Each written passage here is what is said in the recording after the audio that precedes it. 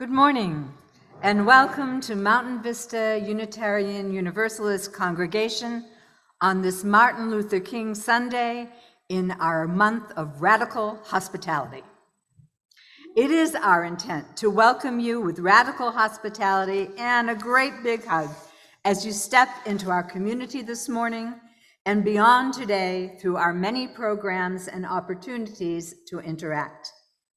That radical welcome is extended not only to those of you who are physically present, but also to our friends who are joining us from home via Zoom. Can we turn around and wave to the camera and greet our friends at home? Good morning. And there they are waving back to us. And there's Reverend Matthew waving back to us. I'm Deborah Roberts, and I serve as the lead pastoral associate in this community of caring and of justice seekers. Many of the people around you and on Zoom found a spiritual home here after searching for a place that is caring and welcoming of our individual gifts, a place that embodies radical hospitality. What we share here is not an unchanging dogma, but an affirmation that we are called to be agents of love and justice, and to build a world where everyone is cherished for who they are. Doing that requires us, we who have privilege, to use our voices, our courage, and our resources to dismantle oppression in all forms. This congregation is served by the Reverend Matthew Funk Query, who was on the screen a minute ago, who's home today recuperating from COVID, but I know he's out there on Zoom. He actually timed it well because this Sunday was long scheduled to be a lay-led service. Today's homily, entitled "What the World Needs Now," will be delivered by the Reverend Dr. Linda Logan, who has been an ordained minister in the Church of Religious Science for around 30 years, most recently serving the Center for Spiritual Enrichment in Big Bend, California. Big Bear, sorry. Big Bend, that's another place. Sorry. Linda has been described as dynamic, insightful, inspirational, down-to-earth, riveting, talented, and versatile in her roles as a motivational teacher, speaker, counselor, coach, and minister. Linda also worked with Louise Hay, whose nonprofit organization encourages and financially supports people with AIDS, among other disadvantaged groups. She was the primary presenter at workshops that were attended by hundreds of participants from around the globe. Linda has lived in Tucson a little less than 2 years now, and we have been happy to extend our radical hospitality to her and to her sister Diane. You are in for a treat on this day when we celebrate Dr. Martin Luther King Jr. and explore his legacy. Susan Alexander, a crack member of our PA team, will also be participating in today's service. Ours is an organization that runs on volunteerism, and we routinely extend our appreciation to our wonderful AV crew, along with our greeters and hospitality folks. Today, after church, is our annual auction, which we call Mesquite Madness. It is a major money-making event for this congregation and requires months of effort and attention to detail to make it happen. And that work continues for several weeks after today. This effort was spearheaded by Jane Paul, and I think she's out there doing auction stuff, who was ably assisted by Bonnie Grant Baird and Paula Lipsitz. Thank you all for your efforts. Good morning. I'm Susan Alexander. Before this morning's chalice lighting, I want to offer an apology to those who joined me in last week's Zoom social hour. My abrupt departure was caused by an interruption in internet service. It wasn't anything that was said. The chalice lighting is The Promise and the Practice by Rebecca Savage. We light our flaming chalice as a beloved people, united in love and thirsting for restorative justice. May it melt away the tethers that uphold whiteness in our midst. May it spark in us a spirit of humility. May it ignite in us radical love that transforms our energy into purposeful action. This is a chalice of audacious hope.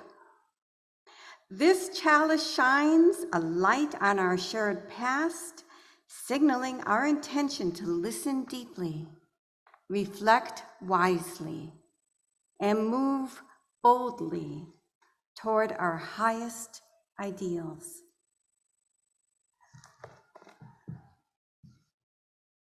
I went from first grade through 12th grade and learned practically nothing about Black history. I mean, nothing. I always liked history. And so I knew that March on Washington was going to be a historical event, so I went. It's all been a progression, a movement that just keeps going.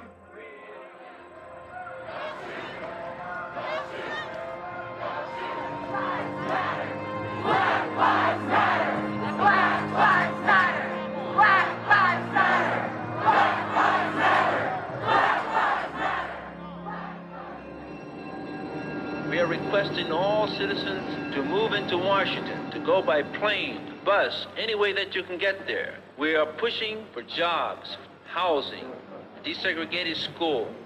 Bayard Rustin and I got up early in the morning and we went out to the mall.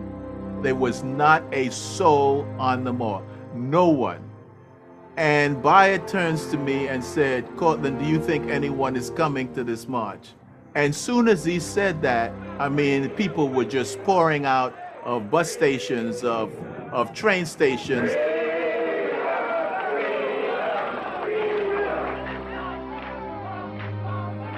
Into the area that I was assigned to came Malcolm X. I'll never forget what he said, because he was not supposed to be there. What he said was, I could not come. That this was a historic occasion. There was something about that moment when he was talking about why he was there that made the march even more significant. I knew by name almost all the people who were speaking. One was Martin Luther King, and then I do remember John Lewis. He is 2 years older than me. I was 21, he was 23. And I said, he is up there as the leader of SNCC. And what have I done? People need to understand the big issue that Black people had to face at that point is, what do you Negroes want? Martin King in his speech said, what people want here is the full participation in the American dream. All the things that you hold sacred, we hold sacred.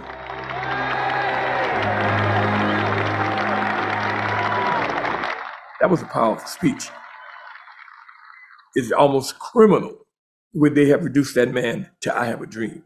Where he talks about our forefathers, the founding fathers of this country gave our ancestors a promissory note. And we've come here today to cash that check. Now to me, that should be the quote, that is memorized from that speech. You don't hardly hear nothing, any programs and events around the day of Dr. King's assassination. All you hear is, I have a dream. I have a dream. And I think that is almost criminal, because that man was way more than that.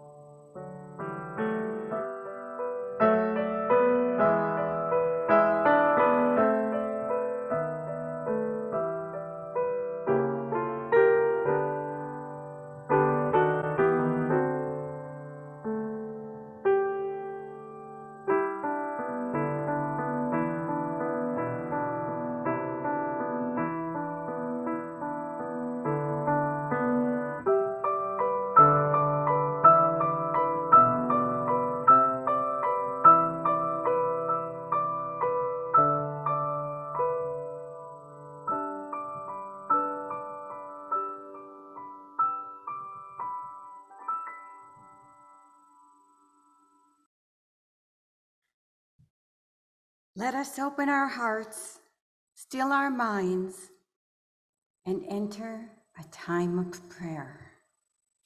Let us call forth and hold in our hearts the stories of all of those who have come before us, the memories of those who are with us today, and the hope for tomorrow and for all those who will come after us.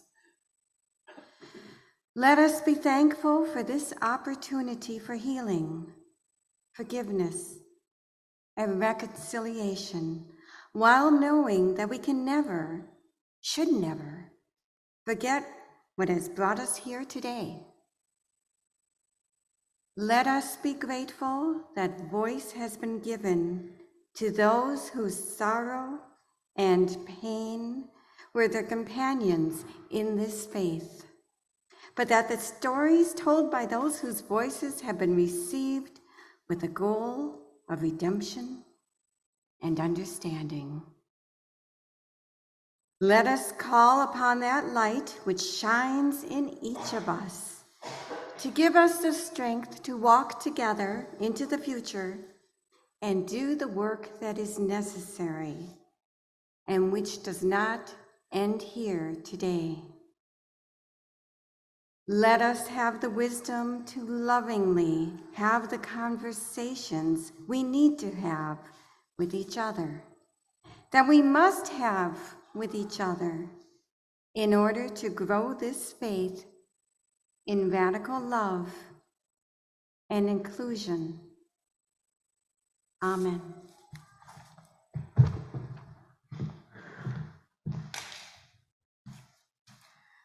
I invite you now into a quiet time for silent contemplation. This meditation is written by Wayne Arneson. Spirit of life, we have come into each other's presence this day, seeking a part of ourselves, knowing that we do not live alone, and knowing we cannot live fully if we are for ourselves alone. We gather in thanks for the life and ministry of Martin Luther King Jr., not because we wish to worship him as a saint, but because we wish to embody his dream as a possibility we make real.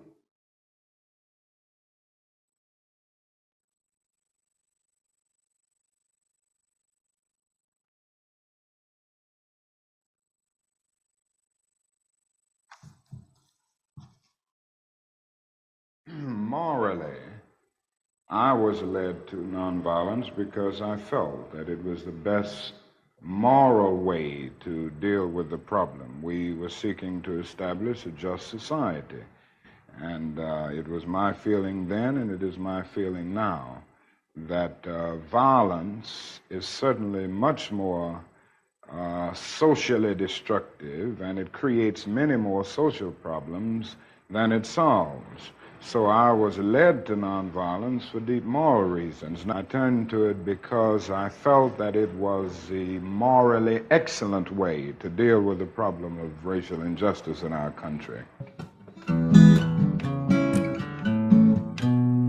There is no freedom, the wise man said, let justice roll down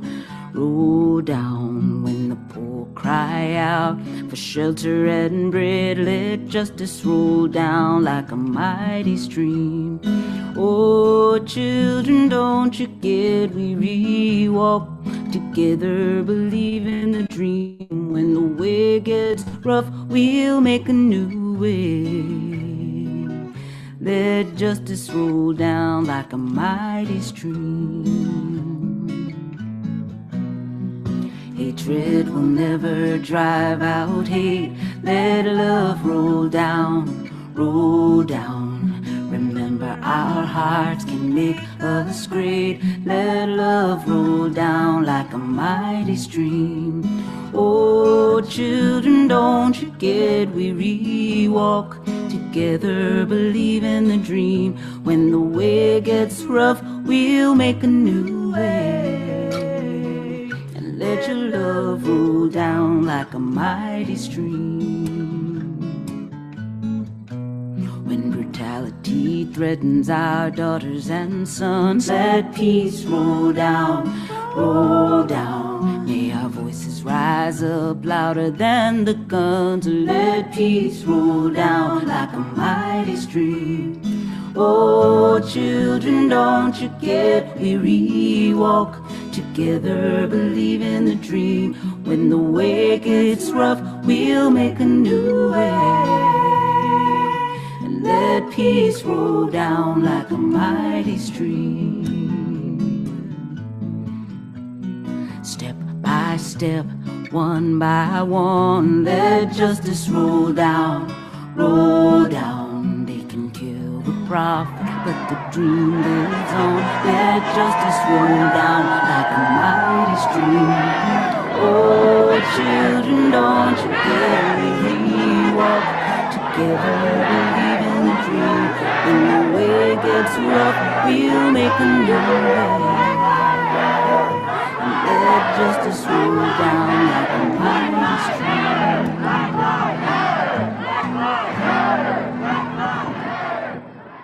I turned to it because I felt that it was the morally excellent way to deal with the problem of racial injustice in our country. So this next little piece I've called Why the Reverend Dr. Martin Luther King could not be a UU. When Martin Luther King was a graduate student in Boston, he and his wife, Coretta Scott King, did attend a Unitarian church on occasion. In fact, Coretta had attended a UU church for years before she met her husband. She was involved in the Women's International League for Peace and Freedom, a favorite cause of both Unitarians and Universalists in the 60s. Many of Martin Luther King's espoused beliefs were consistent with Unitarian values, but he ultimately chose to follow a different path. The reasons for this are twofold. One is because of the attitude of Unitarians towards people of color, and the other has to do with his evolving religious beliefs. Coretta Scott King once said, I quote, "We gave a lot of thought to being Unitarian at one time, but Martin and I realized we could never build a mass movement of Black people if we were Unitarian." End of quote. That simply wasn't the demographic of the church at that time, nor is it now. MLK's race would also have been a barrier to becoming a UU minister, and that was his dream from very early on in his childhood. Until the 1970s, ours was a religious movement that actively discouraged people of color from joining its ministerial ranks, actively. King might have found his personal struggles to serve Unitarian Universalism at least as daunting as the Montgomery bus boycott. But ultimately, it was theology that prevented Martin Luther King from being a UU.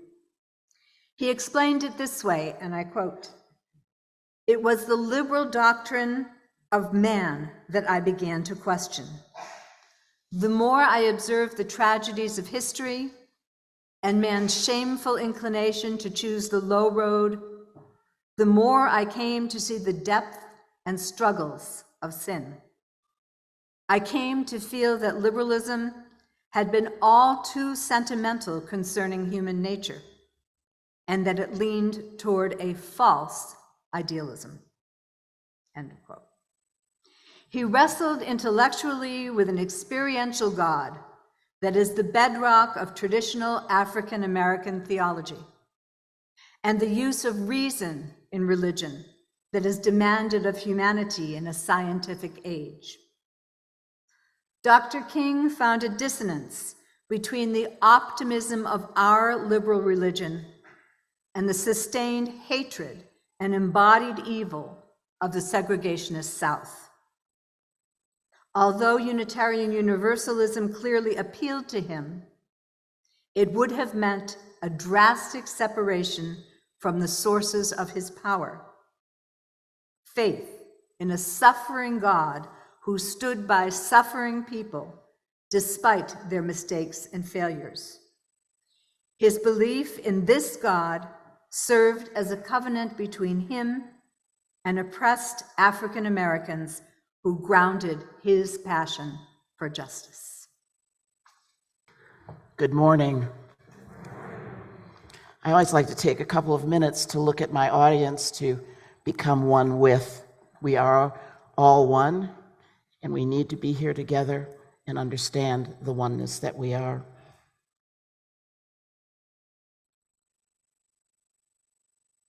When I heard what was just read for the first time and realized that every organization seems to have a skeleton in their closet, I'm hoping that the skeleton is out and they're ready to move on into a different area in a different way.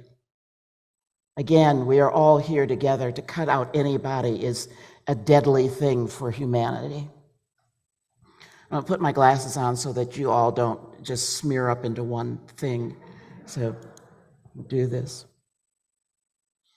Last week, Reverend Matthew discussed the puzzle pieces that each of us holds and brings to everything. And we are all a part of the puzzle, and I feel that each of us has to be willing now to open up and present their piece of the puzzle. And that is what I would like to do today. So I placed my puzzle piece into the puzzle. I'm totally pleased to be here to speak about Dr. Martin Luther King. For me, Martin Luther King was one of the greatest patriots that this country will ever know. His whole purpose was to make this country live up to the promises in the Constitution. Although I will note here that Black people were seen as only 3/5 of a person in that Constitution. And I feel that we are still being treated as though we are only 3/5 of a human being. He wanted this country to live up to the promises that every person, man, woman, and child, have the ability to take part in life, liberty, and the pursuit of happiness. He understood that if any of this country's citizens are disrespected or cut off from their true destiny, this great American experiment will fail. He fought for his country and his purpose, not just for Black people, but for all people, no matter their color, because he understood that we are bound together by the very air that we breathe. Martin Luther King wanted America to reveal its better self. He loved a country that too often did not love him. He was willing to give his life for this cause, and he did because he knew how difficult it was to be a Black person in America. When I think of Martin Luther King, it is not just about his soaring rhetoric. I think that what I go to more than anything is the courage that he had in the presence of threatening hatred all around him. I think of a man whose purpose overwhelmed his need for safety, with prejudice and inequity shadowing him and all of us in all aspects of our lives. For the purposes today, I reread the speech, I Have a Dream, that he gave for the March on Washington in 1963. As I reread it, I realized that it definitely had a dreamlike quality, a sort of wishful thinking to the way things should be in this country, but definitely were not in that moment of history, nor are they now. He spoke of as of yet unfulfilled guarantees for people of color, the Declaration of Independence, the misleading Emancipation Proclamation, which simply rebranded our slavery, both with the empty promises of equality for all, both Black and white. I feel an overwhelming sadness for what I see in this country today as the powers that be desperately create a firestorm of guidelines attempting to erase America's often cruel history, my history and yours. Doing this in the classrooms, robbing all of our children, black and white, of an honest depiction of our past, all to avoid facing the truth of the murderous disenfranchisement of indigenous populations and the lynchings of people of color. This was done by their ancestors, and they don't want them to be embarrassed. They don't want them to be held guilty. But as long as they are able to have the privileges that have been given because of all those things that happened, no one wants to give up their place. No one wants to be in the lower echelons of life. It's a wonderful writer of a book called Caste. And in that book, she says, you know, what's wrong is they don't want to have to be, to go down to that lower class. People need to understand that with all of this, white people were told they were better than other people. And especially the poorer ones, because they wanted to keep that class system going. They wanted to be able to feel better than someone else, knowing that even in their circumstances, their lives were no better than those lives of the Black people that they were putting down. It's time to wake up to all of that. They want to whitewash history, to eradicate the crippling damage of slavery to descendants of slaves in America. Tomorrow will be my 85th birthday. I look back over my life and I see the small victories that have been made over the span of my years. But regrettably, I see that all too often I am still not seen as a human being that deserves the equality that was alluded to in the Constitution's promises. I remain in the eyes of many as the other. I still feel the micromanaging gaze of those who feel that they are in charge of my destiny, constantly having to prove myself to those who sloppily wear the mantle of unearned, imaginary supremacy, while they continue trying to keep the lies of better-thanning intact through cowardly acts of cruelty, discrimination, and legislation, attempting to make me invisible. I am sad to see that often our contributions to this country are purposely overlooked or appropriated to eradicate our presence and value to the building of America. Believe me, without our labor, our free labor, our pain, our misery, our suffering, this country would not be where it is today. Racism has left its unhealed scars on me. Even though I was born in the North, Minneapolis, Minnesota, even this far northern state has a history of racism and lynchings. There was a lynching in 1920 of actually two people, because 4 people were accused of raping a white woman in Duluth, Minnesota. They stormed, over 10,000 people stormed the prison, the jail, and pulled 2 of the people out and murdered them without any kind of jurisdiction, no trial, no anything that happened. When the victim, supposed victim, was examined, she had no signs of trauma. There were no signs of anything ever having happened to her. This happens all too often in this country. Falsely accused and immediately incarcerated and quite often put to death. This happened, the things in Minnesota are still happening. This It is sometimes, Minnesota is sometimes referred to as Mississippi with snow because of its racist police system and unofficially segregated housing. The lynching of George Floyd will attest to the fact that it hasn't changed. I still see the pictures of that officer casually kneeling on his neck, squeezing the life out of his body as though it was nothing. Black lives matter.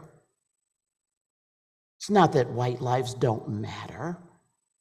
It's that we have been made to feel that our lives are nothing. Can't continue to do this. As a child, I remember my sister Diane and I trying to negotiate the safest route to and from our neighborhood skating rink, trying to guess where there would be fewer groups of white boys pelting us with snowballs and calling us niggers. It took great valor to have our time on the frozen ice. But I don't remember us ever crying. I think that there was something in us that said we would refuse to let them take our dignity in that way. That we would never allow them to do that, that we would never allow them to rob us of our childhood, of being able to go just to simply skate on a frozen pond. I think it was good training for us, however, because it taught us what we were to look forward to in this world, how we would possibly be treated. And it made us stronger than we would have been, I suppose, without it. I could have done without it. However, this is what happened. I think of the time when my sister Diane, who was an excellent student, an A+ student, was a candidate for the honor of being the valedictorian of her graduating class. When it was recognized that she was in line for this accolade, they decided to give her an A- to be certain that she would not receive this award. Yes, she was still on the podium, but as the salutatorian, unceremoniously demoted from a well-earned award. Being Black in this country is like dying from 1,000 cuts. You look around and you don't even realize you've been bleeding, but the hurts are still there. The pain is still there. It still stings now as I remember standing on my last day of junior high school with one of the people that I had been best friends with for all through the years. We were graduating from junior high school. And what I realized suddenly, she purposely avoided eye contact with me as she informed me that we couldn't be friends anymore because her parents said that we could no longer be friends because she did not want her to have Black associations in high school. I still remember feeling as though my spirit had drained into the floor and that it was smashed like a poisonous insect under her foot. To be held in such disregard was to know that in their eyes I had no value as a human being and that I was easily discardable. As an adult, I remember going and renting houses through real estate agents, signing rental agreements, and paying all the money, only to have the owners of the houses appear and, upon seeing my dark countenance, furiously tried to get me not to take the houses. Go somewhere else, live somewhere else. We'll give you your money back. We don't want you here. I refused to do so. Oh, and by the way, I became their favorite tenants in both cases. One woman crying when I told her that I was moving and that I could come back anytime and she would find a place for me to live there. This was in Big Bear. If I recounted all of the insults, all of the disrespects, and deep injury that the presence of my epidermis seemingly renders me target for all the looks of disdain and dismissal and the far worse that others have endured, I could be here for days, weeks, and months. It suffices to say that being a Black person, a person of color in America, takes great courage and self-restraint. He spoke of nonviolence. There's been many times when I have wanted to be very violent in how I was being treated. You become tightly wound and you develop a form of chronic paranoia, knowing that you are not being seen for who you are, as the observers search to pigeonhole you in one of their preferred stereotypes. It is often said that Black people are the victims of hypertension because of what they eat. This is not the real cause. It is all that we have been forced to swallow. It is a new form of lynching that I refer to as psychological lynching. Its effects leave permanent lifetime damage to the psyche of its victims. I was the minister at the Bear Valley Center for Spiritual Enrichment in Big Bear Lake, California. Beautiful place for 5 years. It's a ski town in the San Bernardino Mountains of California. I was always amazed that I had become a minister in this lily white Republican town, where I was one of only 3 or 4 persons of color in residence. It made the acronym TOO the true meaning. I was always the only one or the other one everywhere that I went, and I was constantly reminded of that by other residents. And on one occasion, I was even asked, how did you get here? I turned to him and said, by car, and walked away. One day, one of the members of the Bear Valley Center for Spiritual Enrichment called me to come for counseling. When she got there, she told me that she worked at the resort and constantly heard coworkers saying derogatory things about Black people. She said that she had asked them if they had ever spent time with or had a conversation with a Black person. She wanted to know just where were they getting their information. She said that though they admitted that personally they had never known anyone of color or that matter spoken to one, other than to sell them ski lift tickets, they were confident that all the things that they had been told were true. She then realized that I was the only Black person with whom she had ever been in close proximity.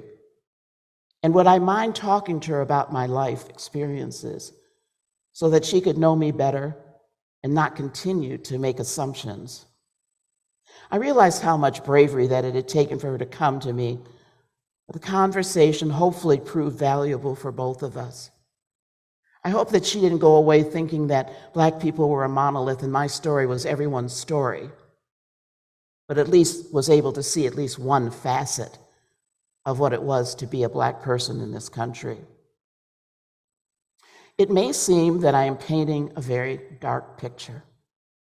However, as in art, in life's tapestry, you must have dark space, negative space, to get a full picture.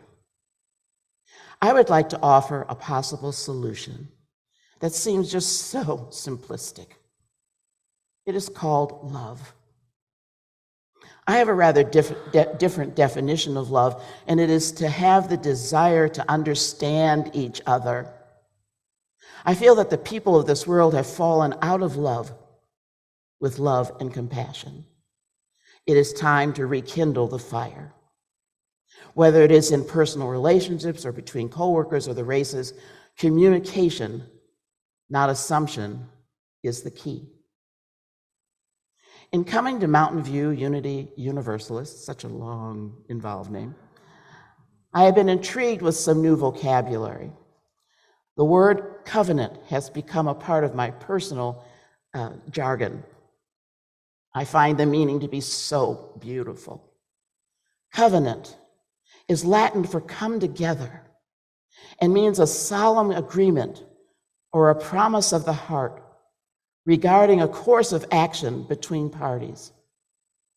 This morning, I would like to make a covenant with you, a course of action, a solemn agreement, a promise from my heart to your heart with each of you, that we together agree to be aware of when we are not acting in the truth of love and understanding.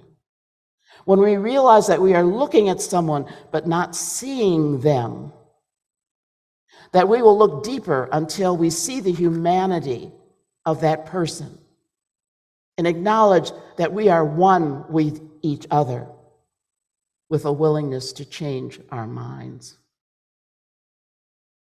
Will you agree to be in the covenant with me? This is something that will happen, that needs to happen. Let's once again salute Martin Luther King Jr. for his great sacrifice and make sure that it wasn't in vain, and realize that each of us have been left to complete his mission. And what was that mission?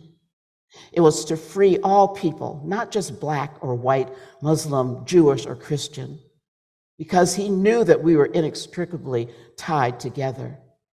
You see, we are all part of one living entity. For the greater good of all, to succeed as a country and human race, we must find ways to work together. When I was putting this together, the song that came to me was, "What the world needs now is love, sweet love. Not just for some, but for everyone." And as we say in religious science, and so it is. And thank you.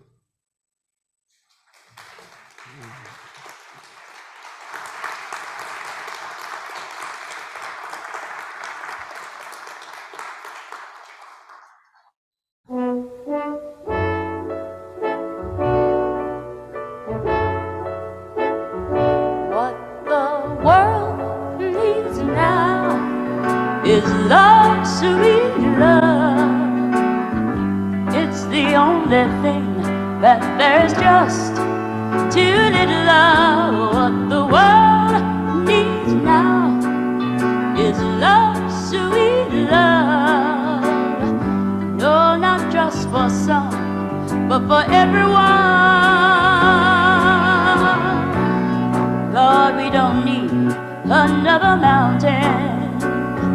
There are mountains and hillsides enough to climb, and there are oceans and rivers enough to cross, enough to last till the end of time. What the world needs now is love, sweet love.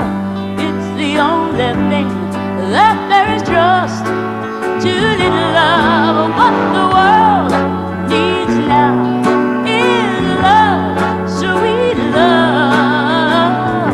No, not just for some, but for everyone. Lord, we don't need another meadow.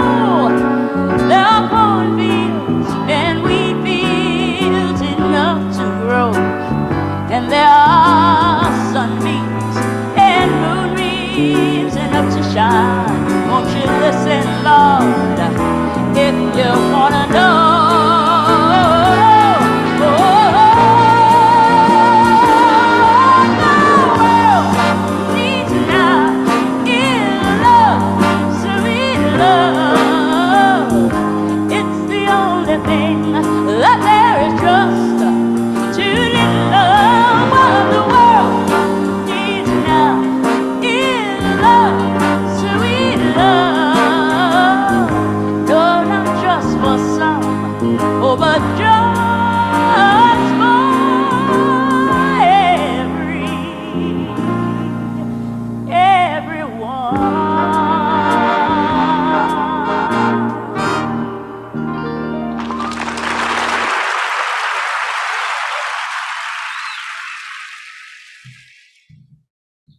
Before we close out our service today and extinguish the chalice, an announcement or two. Breaking news. For those of you who are attending or participating in Mesquite Magnus, our annual auction out on the patio, if you are participating for the first time, boy, do we have good news for you. You will get a 10-minute head start on the rest of us. Okay, so if it's your first time, you can scoot right out to the patio and begin your bidding. Okay. The chalice extinguishing for today is written by Jonalou Johnstone, and it's called We Shall Overcome. When we can truly celebrate the diversity of contributions and talents offered by all people, we shall overcome hatred and prejudice and oppression. When we can truly extend our hands to one another in loving acceptance, we shall overcome the past that haunts us now. Living in peace and freedom, we shall overcome the wrongs that have happened and the debts left unpaid.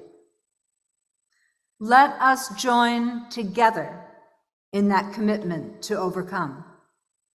Let us say together, Amen. Amen.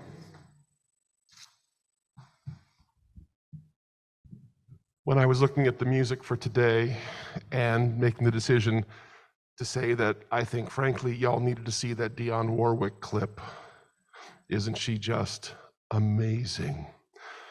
And what's most inspiring to me is that Ms. Warwick continues to sing and continues to be out there, and she has an amazing social media presence. It's worth checking her out and following her still. As I was looking at things for Postlude, once again, since we didn't sing today, expecting that numbers would still be high, and they still are quite high, although we're only in medium risk, and that we weren't singing today, I invite you once again to stand up and let's dance.